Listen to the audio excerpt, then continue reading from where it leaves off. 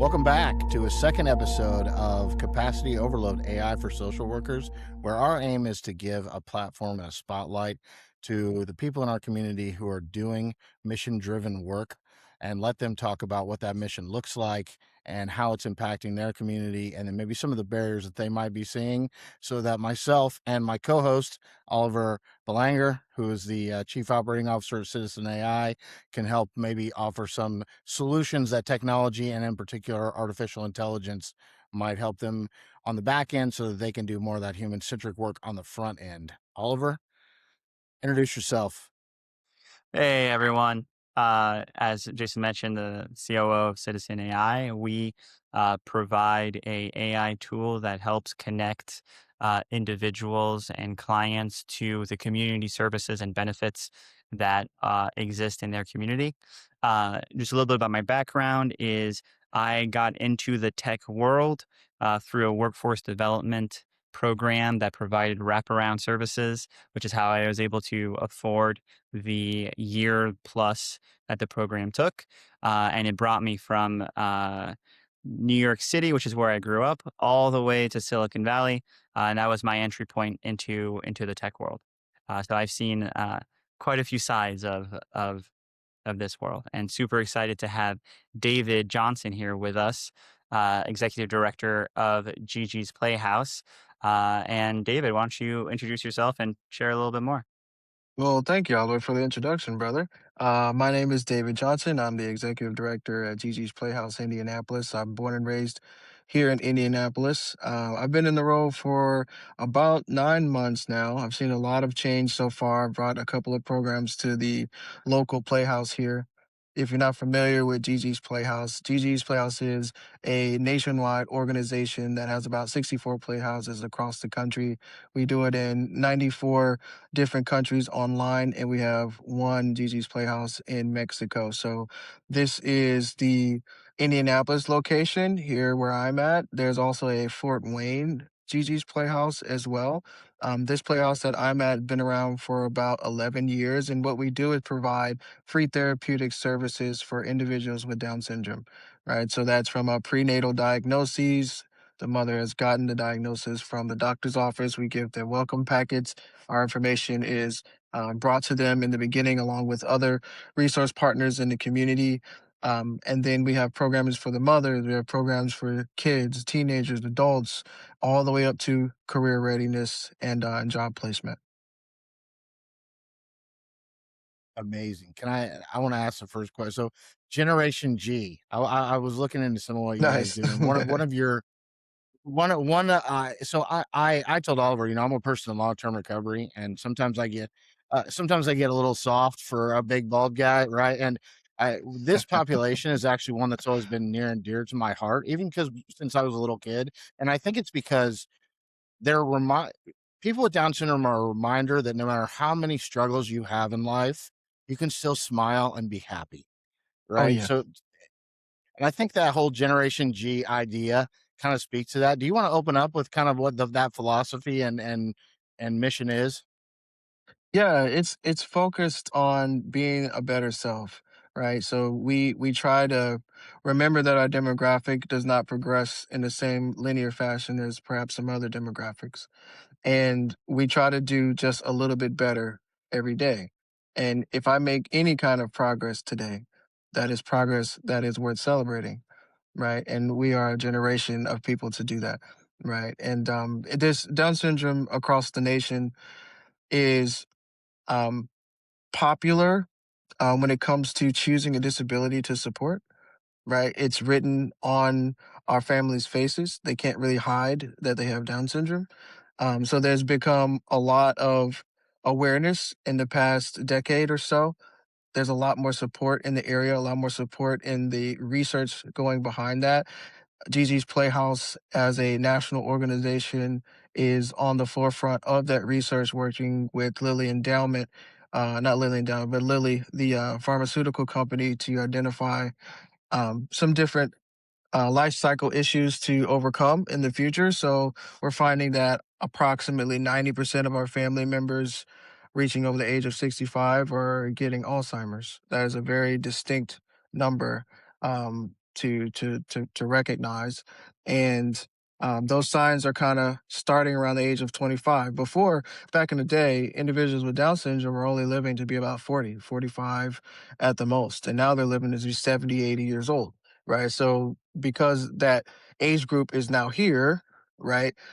What does that look like? What are their complications? That it has not been researched yet because they haven't been living that long before, right? So, the Alzheimer's thing is pretty big. One of the things that we do at GiGi's Playhouse, especially Indianapolis, we're building a STEM lab there, and STEM products, STEM activities are one of the most direct ways to slow the cognitive decline in our aging adult population, right? Trying something new, firing those neurosynapses. It helps anyone's cognitive decline, no matter who you are. I don't care who you are. Everyone likes to see a volcano, putting stuff in a volcano. Everyone likes to see that, or playing with a robot dog. You talk to the robot dog, dog goes around the street, turns around because you told it to do it. It's amazing. Everyone loves that stuff, but that learning and newness kind of keeps their brains fresh, and that's good for any age group.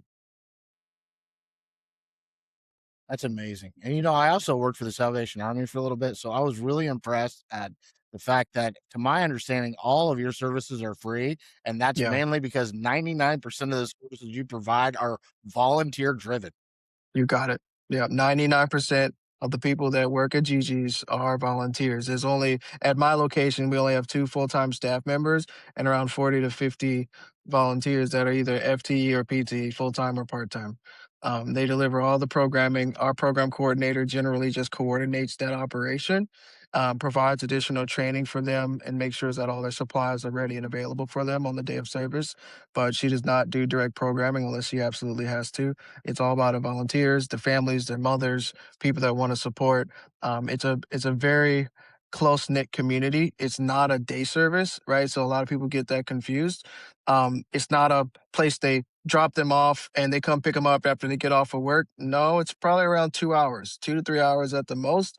A lot of families see it as a reward. If you do good this week, you get to go to GG's, right? And we don't even deal with certain behavioral issues because they don't want to mess it up because they want to be able to come back to GG's next week. You see what I mean? So, but if it's a day service, they're gonna act a fool after the fifth or sixth, seventh hour. They're sitting there, they act a fool after a while. But if they only got an hour and a half, an hour to get it in, get it out, you know, we don't deal with behaviors. The families love it, and I think that's one of my favorite parts about it is that it's not a day service. It's just a place where people come and build community. It's probably the most close knit community you're probably ever going to see. And I've worked in several nonprofits that service different communities, and if you've ever hung out with a couple of families with Down syndrome, everybody's having a great freaking time.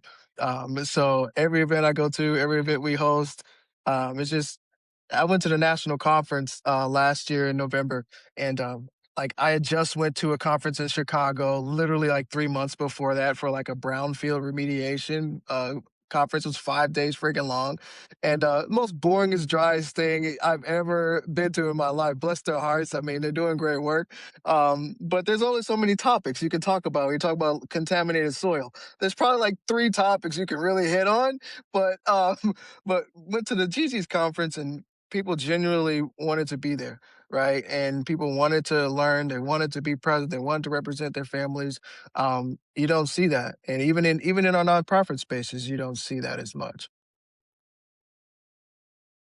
Yeah, so talk about what that's like organizationally, because I know you come from a project management background, and people who have never had to do it, managing a host of volunteers is very different than managing Yeah. people who are under your employment. Yeah, I think it's keeping the mission in front of us kind of helps do that, right? Why are we doing the work? How do we make it easier for them to plug in? How do we create the role in a way where it's plug and play and it's not too much friction when they're coming to volunteer? Is everything provided for them, right? Do they get? We have volunteer appreciation events where we do raffles and prizes and pizza, and it sounds arbitrary, but they really appreciate it. When was the last time you got appreciated for volunteering for something? People generally just kind of don't do it as often as they should, right? But we do it pretty consistently, right? And they're filled with mothers of our participants, right? It's not like they're not connected to it. They're the mother of the child that we're serving anyway, and they're coming to help other families because why? Because they don't want another mother to feel the way they felt when they found out their kid had Down syndrome. You see what I'm trying to say? It's a very passionate and close knit space that I've learned to appreciate, and I support 100%. That's awesome. And I'll let Oliver ask about some of the barriers you come across. But first, you want to give us a little bit of the origin story with Gianna and how everything all began with your organization? Oh man, there's she's got probably 300 hours of video of her talking about that. If you ever want to look at it, hear it from the horse's mouth, please. She is a firecracker at all stops, man. Gigi, I freaking love Nancy, and Gigi, her daughter, Nancy. You can tell she's got that that sales background energy in her for sure. But 100%, dude, she's a firecracker. She got that aura when you come in the room, you can meet people with aura. Like she's got aura, man. It's freaking cool. But no, Nancy, obviously she found out she had the diagnoses, like any other mother would. Um, they at that time, Down syndrome was seen differently than it is now. Even there's still a lot of work to be done in that space, right? With acceptance of that, awareness of what that may mean, having a family. There were not as many groups as there are now that service individuals with Down syndrome. They just did not exist, right? You had a kid with Down syndrome, you had to search and make your own mother's group, and maybe there was a mixture between autism and other disabilities in the room. It was not just for Down syndrome, it has a very specific set of needs that's different than other disabilities, right? And then even with that, it can come with dual diagnoses. You may have autism as well, right? And so it can be a complex situation. And what she did, um, she had some very well-to-do and connected neighbors as well that joined in on building the network and getting Gigi started in the beginning. But a lot of it is just old-fashioned grassroots talking and getting into the hospitals and getting her story heard and seen in front of the right people. And then she scaled it. She scaled it as quickly as she could and as efficient as she could. And it's not really hard to sell. It's not a hard sell to say there is a gap here in the community. There is no place here that serves individuals with Down syndrome. Are there 10 mothers that would love for this to come to our city? And that's how she did it. She built a great model for it. The model has spread, and the model is replicable. And she's made it very successful, and she's done a great job. That's awesome. That is so cool. So many things come to mind, but to keep us focused, I guess Thank you. I'll let those ideas go. Um, so I guess one of the things we really like to talk about on this podcast is the different challenges that folks on the ground doing the work face, Yeah. with the goal of discussing how technology can support them, how AI can help them, and kind of work with those challenges. So I guess one of the questions I'm curious about is what are some of those challenges that you're seeing, that you're facing, that's in front of you and your community. Um. Well, funding is always an issue. That's obviously a nonprofit's plight in most cases.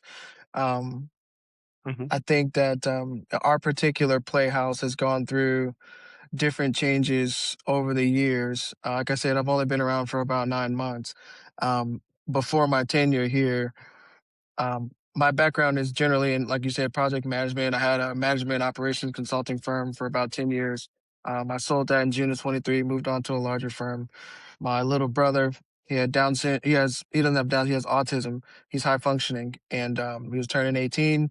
I decided to come home because my parents are like the pray it away kind, and they can't really pray away autism. So I chose to come home and work at a vocational training program on the near Northwest side, to get him hired.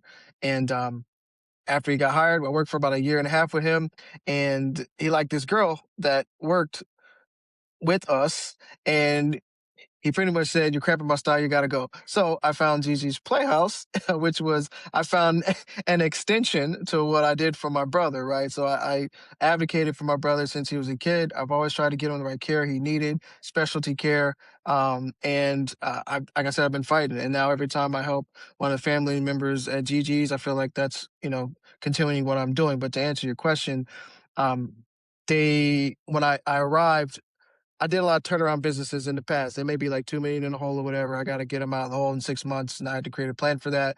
And that made me an attractive candidate to work at GiGi's because they were having financial problems at the particular playhouse I'm at now, and they said they had financial problems. When I got there, I found out it was bankruptcy, and it was not financial problems because their national office was making our payroll for like 6 months before I got there. So I got a little bamboozled on that, but um, we were probably about 50 grand up after the first 2.5 months of my tenure there. And then we raised about another $100,000 in a couple months after that. And so now we're still living on that and moving forward and continuing our fundraising. But like I said, the model itself, we don't charge anything. We don't charge money for our services at GiGi's to remove all barriers for families to be able to enjoy and have a sense of family and belonging, right? So it creates a very distinct challenge of fundraising and finding consistent sustainability because of that particular model that GiGi has chosen. Right, and that's something we can't change individually as a franchise. That's the model we have to work under. So obviously, fundraising is a unique experience. There's a lot of family members and individual donors that come alongside us to make sure that we are eligible candidates. We lean on that a lot because foundations typically like to serve a wider spectrum of disabilities and not just Down syndrome. You see what I'm saying? So when they want to give their money, they want to give to a center that has comprehensive services across multiple disabilities. So it's harder for us to find certain foundational support, and we lean heavily on events, special events, and individual fundraising. So if anyone is watching this that has any friends that would like to give to Down syndrome, please give your money to GiGi's Indianapolis. You won't regret that for sure. But aside from that, I think that there could be different ways to connect people to GG's using AI, if that's the question you're asking. There's resources out there in Indianapolis that serve people with Down syndrome differently, and GG's serves differently as well. And being able to have a program that differentiates and ranks which program might be the most effective for a particular family based on needs, waivers they have available, and funding available to them, whether they're on the poverty line or not. It's easier a choice for GG's because it's free therapeutic services. They get math and literacy tutoring. They get social cert. They get professional development. They get GG's kitchen. They learn how to cook. They get GG fit. They learn how to work out, exercise, strengthen their core. They get a comprehensive, well-rounded experience. However, it's not hyper specialized in one thing. You see what I'm saying? Some places do this. We do job readiness, and that is it. All they do is job readiness. And if someone wants a job more specifically, and that's what they want their kid to go do, perhaps their program is a better fit for that person, and if a mother needs a family and community, I would say come here. If they need something else, you see what I mean? So there could be a very useful thing, especially in our city.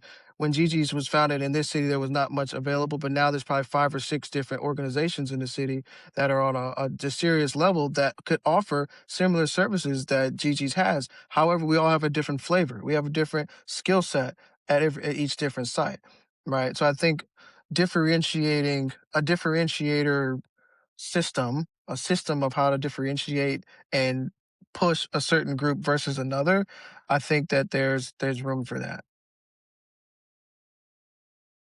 Interesting. Well, it's funny you say that because, of course, this is um, very similar to what Citizen AI does and Yeah. what our application does, which is help individuals be able to navigate, help families be able to navigate and identify the different resources they might have available, and be able to use the AI in a chat-based conversation so that it's able to really, really understand the needs and the circumstances of that family, of that individual, to then identify different programs that would be holistically of a really good match. So if a person is looking specifically for job readiness for their child with Down syndrome, then they could go to an option that's more suited for that. If they're looking specifically for something more holistic, more oriented around what GiGi's provide, they would, of course, be able to find GiGi's. So this is, funnily enough, what we provide. I guess one question that I think about is with a organization that's so volunteer driven, um, you get a lot of people with a lot of heart. You get a lot of people with a lot of heart who um, want to do their best to help. Um, but sometimes you're going to end up with variability and a variance between uh, how people provide that help to different individuals. You're probably gonna have to repeat. But Uh it's huh. better not to stop because it's easier just to chop it out Yep. That's and to why I piece kept them going. together. That's why I kept going, and it had a natural, Yeah. and then we'll figure it out. Um, Given that we're going to cut this entire part of the segment, we probably want to, with guests, start having them think about a specific challenge that isn't funding. Because if we do funding, it's just going to be funding every time. Because Sure. like, um, I have some ideas on technology. I mean, one of the things I'm going to bring up is Purdue and partnering with Purdue with their VR and AR labs because I did again uh, in the research see that they like visual stuff. So I mean, that's like a win-win, yeah, especially with Purdue Indianapolis starting to try to make connections in the city.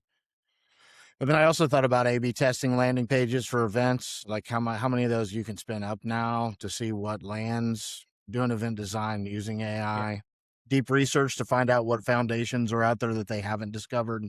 yeah. I think there's a good like there's a good the research angle. There's a lot of different products that do donor management. Um, uh, I mean, we're a little bit better. The flow of this one's better than the last one. We just need to get the format. Like, I think there's a little bit of prep for guests to make them to kind of make it come out. I'm gonna text him and see how he's doing. It's because he's on his phone. No, Mhm. there we go. Hey, first off,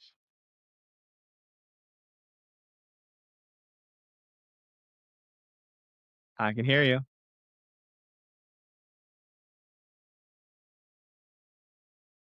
Oh, snap! Is it because is there like sun directly going on it?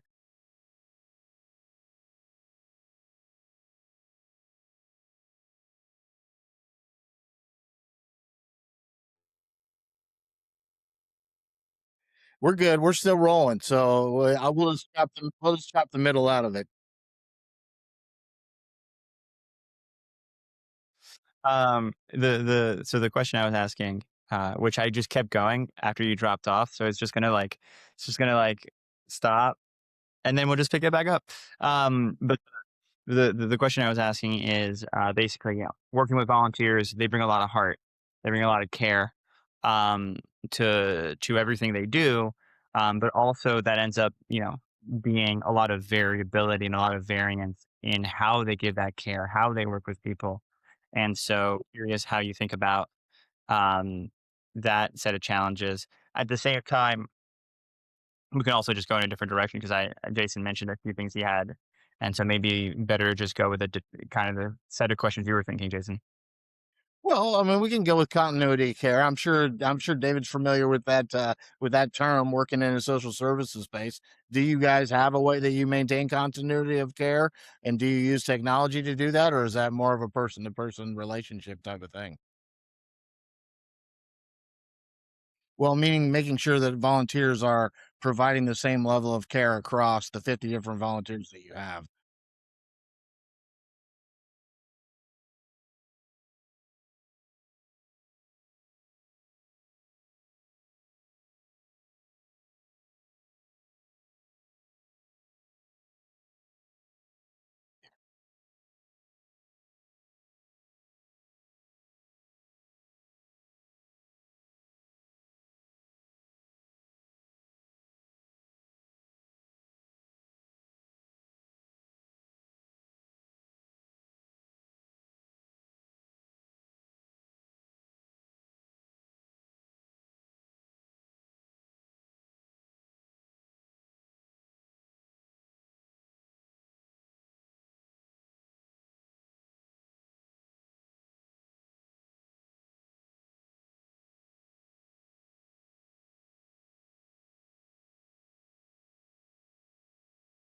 Well, Well, let me throw a couple of them out there at you because as somebody who's worked in the nonprofit space, and I know we all wear a whole lot of hats. Like I've done marketing, I've done development, but I don't have a marketing degree, a development degree. Like some of these tools now, you can do things like create several landing pages for an event just using something like Claude Code, and then test them to see which one does best with an audience.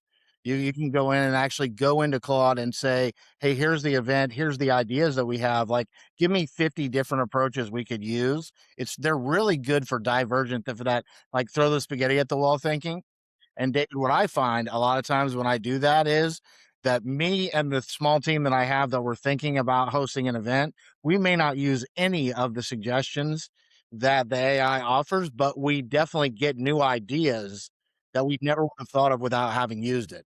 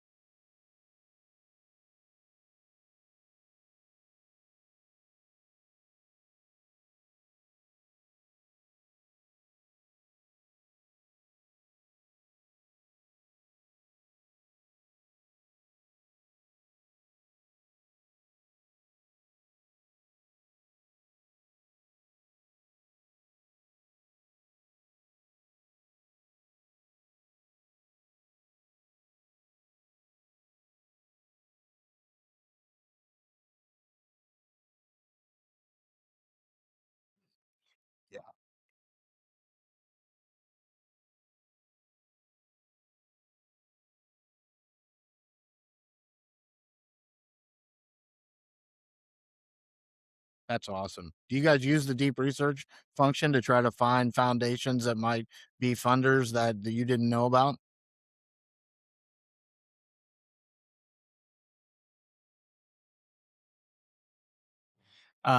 another idea that comes to mind is because GiGi's has you guys have a physical location, right? Like it's a physical space, brick and mortar, and that's something that the franchise owns, right? Like that's a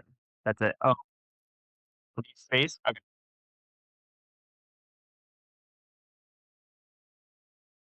cool. So I imagine that with a physical location, there's a lot of activity happening all the time.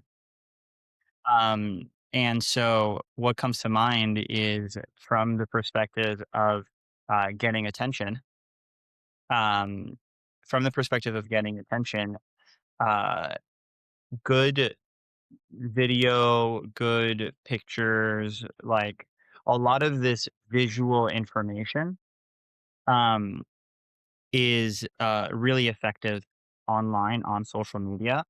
And so one thing that comes to mind as a strategy as a thing you could explore if you haven't, or and maybe I'm just telling you something you've already done, but if you were to, with everyone's permission, of course, and consent, get a lot of these different pictures, videos as a continuous practice on a week to week basis, you could do really cool social media posts um, highlighting the real imagery, the real in the moment care, and capturing, 1 to 3 really impactful action shots.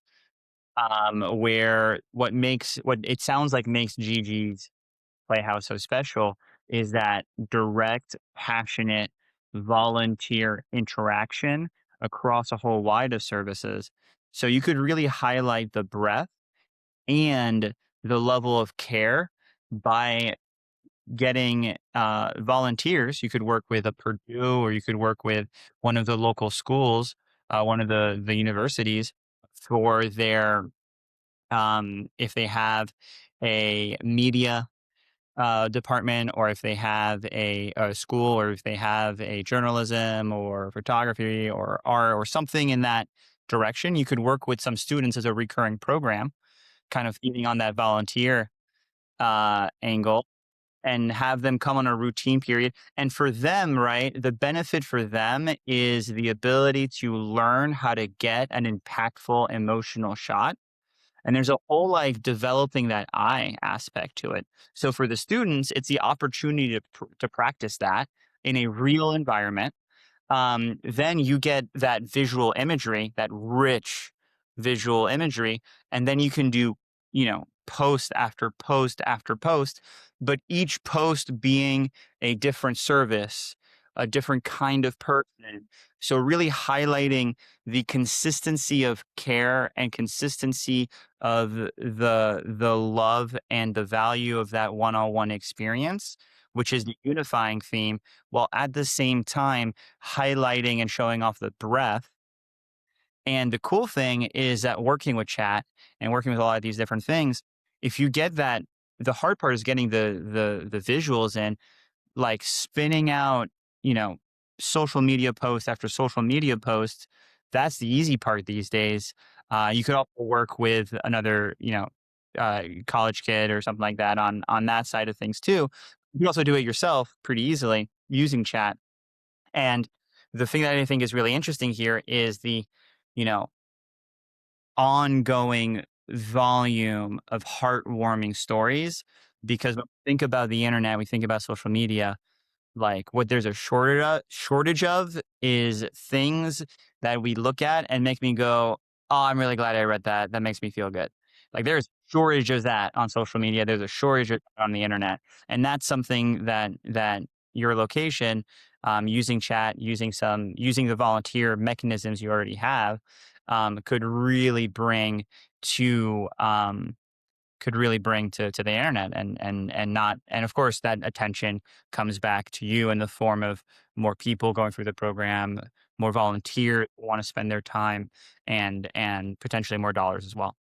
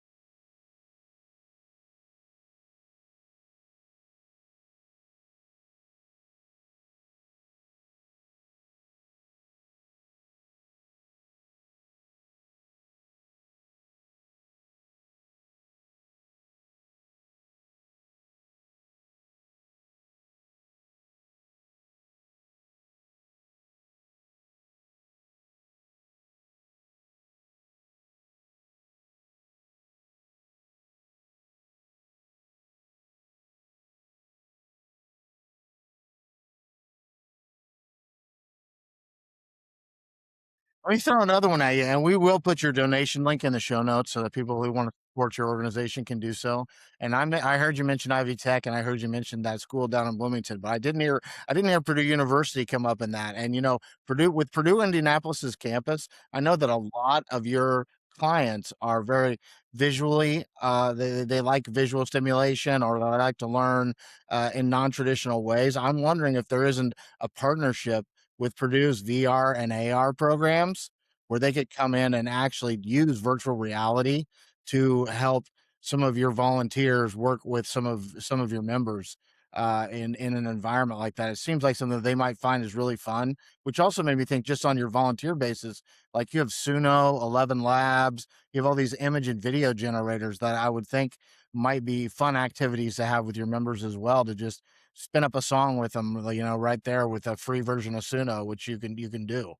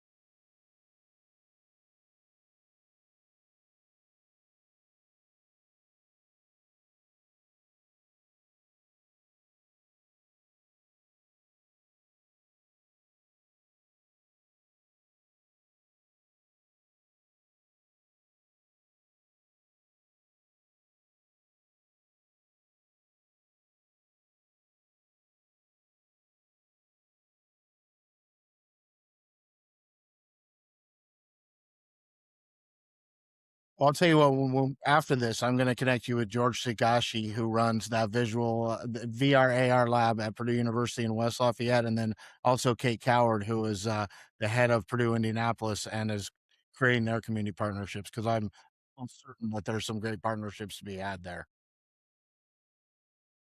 Most certainly. Do you have a robot? I mean, listen, I have another podcast that's like about AI and K through 12 education, and I have been trying to get Boston Dynamics to send me one of those dogs for some time. So if you guys have one, I'm a little miffed because they're about 40 grand. But okay, all right. Well, if anyone from Boston Dynamics is listening, you should give it to them. I can go there and play with it. That's a much better cause than my podcast, but I can go visit it once in a while. I love it. I think I have, one more question that comes to mind. And, for let's call it looking back at the last several months, what are you most proud of? What's a change you're most proud of that GiGi's made? The thing that the team and the organization has done, in the last given period of time that you're most proud of, that you're happiest about.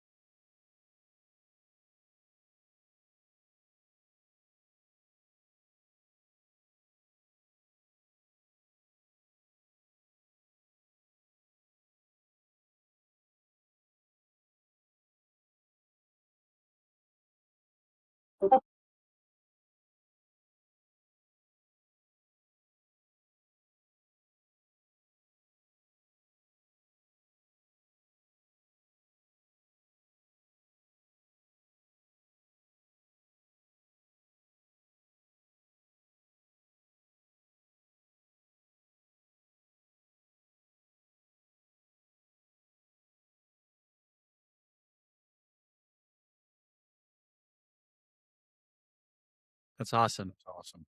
I do want to throw one more thing out there that I thought of while we're sitting here talking, which is as you start to develop that STEM lab, I would keep an eye on OpenAI and some of these other foundation models because they're putting out grants occasionally for with community, and they're big grants and they're very unlimited, and they're like they're just looking for ways to help improve the community and improve their reputation. So I would keep an eye on Google, OpenAI, and Anthropic for that.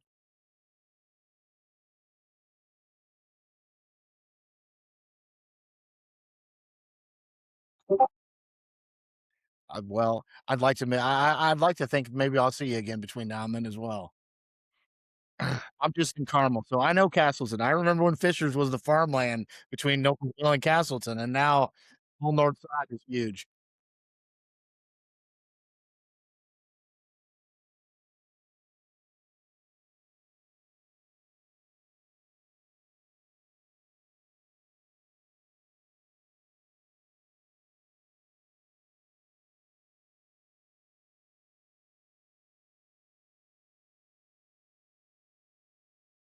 We'd love that. Thank you. Honestly, and we'll make sure there's a link to that event in the show notes as well. Oh, what a great conversation and what a great cause. So thank you very much. Wonderful to meet you as well. We will do it again. Be good, brother.